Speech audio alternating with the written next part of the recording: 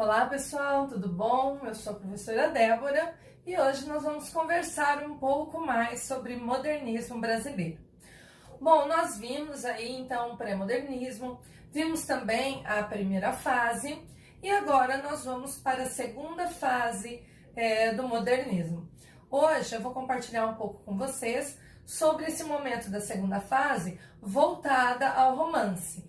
Então, essa segunda fase também é conhecida como fase de construção, porque agora se está buscando aquilo que foi conquistado ali na primeira fase e então consolidar agora essas conquistas e também com outras preocupações. Esse momento também é conhecido como um romance aí regionalista, um romance de 30. Então, como eu disse, vamos falar um pouco sobre a prosa. Depois, na próxima aula, seguimos aí na poesia de 30.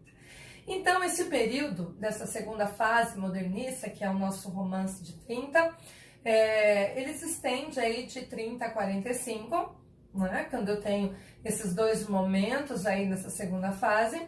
E agora, não tem mais aquela preocupação que se tinha no período anterior, quer dizer, na primeira fase, que era buscar uma literatura com a cara nacional, genuinamente nacional.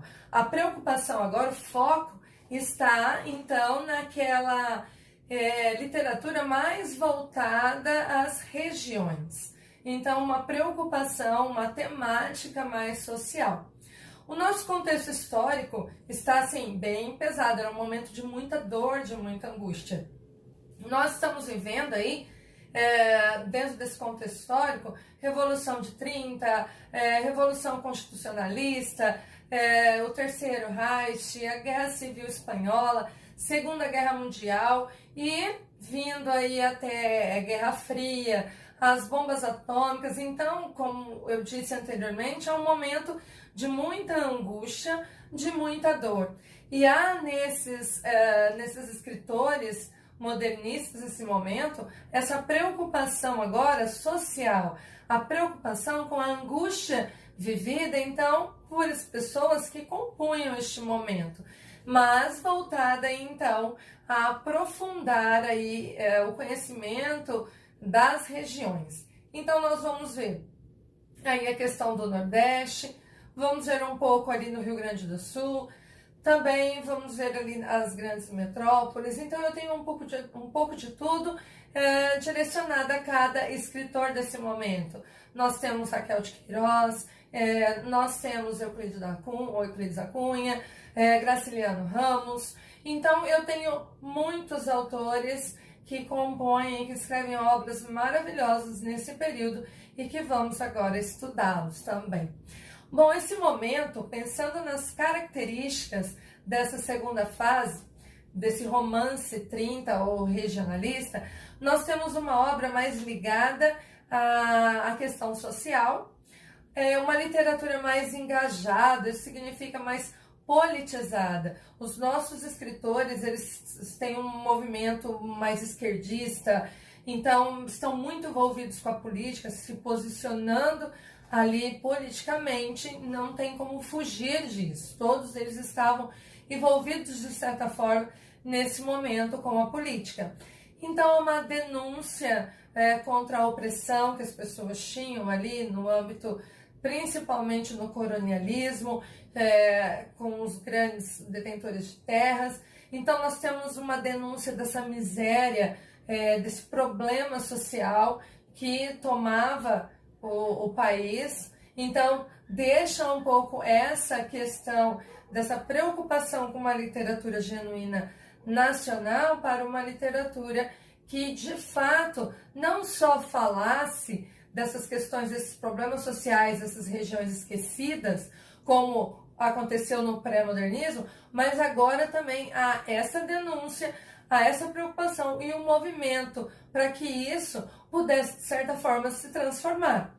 Então, nós temos uma busca também pela verossimilhança. E isso é um detalhe extremamente importante, porque se lembrarmos a definição de verossimilhança, é muito próximo à realidade. Então, ao realismo. E o realismo, ele me remete um pouco um período muito interessante da nossa literatura, o grande Machado de Assis. E muitas obras aqui foram inspiradas neste momento. Não à toa que também essa segunda fase é chamada de neorrealista. Então, por essas características muito próximas à realidade. Temos aqui questões ideológicas, então todos envolvidos na defesa de uma ideologia, uma literatura muito panfletária aqui nesse momento. Então, crítica que se espalhava, que as pessoas tinham esse conhecimento, esse posicionamento desses escritores, a fim de denunciar muitas coisas que giravam aqui politicamente, socialmente e que muitos não sabiam. Então, chegava rapidamente a essa denúncia através desse tipo de obra. Temos aí também a tipificação social. O que seriam? Então, eu tenho as minhas personagens que vão marcar tipos. Isso quer dizer, vão marcar muito as regiões. Então, para cada região, eu tenho um tipo de personagem. Eu tenho o caboclo, eu tenho o sertanejo, eu tenho aquele personagem rural. Então, eu tenho uma marca muito forte dessas personagens que vão ser protagonistas da obra nesse momento. A obra agora ela é mais linear. E a linguagem, apesar de a gente ter aquela literatura aqui, chamada de... que traz a cor local, essa cor local ela está mais voltada a costumes. Então eu tenho culturas daquela região, tenho também o modo de falar de cada região. Mas na escrita, isso na produção da narrativa, da prosa neste momento, ela é mais conhecida como, a gente poderia chamar de um urbano culto aqui. Então, eu não tenho uma linguagem tão voltada a essa marca regional nos falares, como eu tinha nas obras anteriores, do Mário de Andrade, do Oswald de Andrade. Então, aqui o foco ele muda um pouquinho. Então, eu tenho sim a cor local, eu tenho as características dessas regiões, mas a escrita, a produção literária está mais voltada a uma linguagem urbano-culto. Então, isso são características aí principais que giram em torno aí da nossa segunda fase modernista, e mais voltada à prosa, então ao romance de 30, conhecido como regionalista ou como neorrealista. Bom, eu vou até aqui com vocês hoje e seguimos aí no próximo encontro com os autores que marcaram este momento, ok? Bom, por hoje é só. Muito obrigada pela atenção de vocês e até a próxima. Tchau, tchau!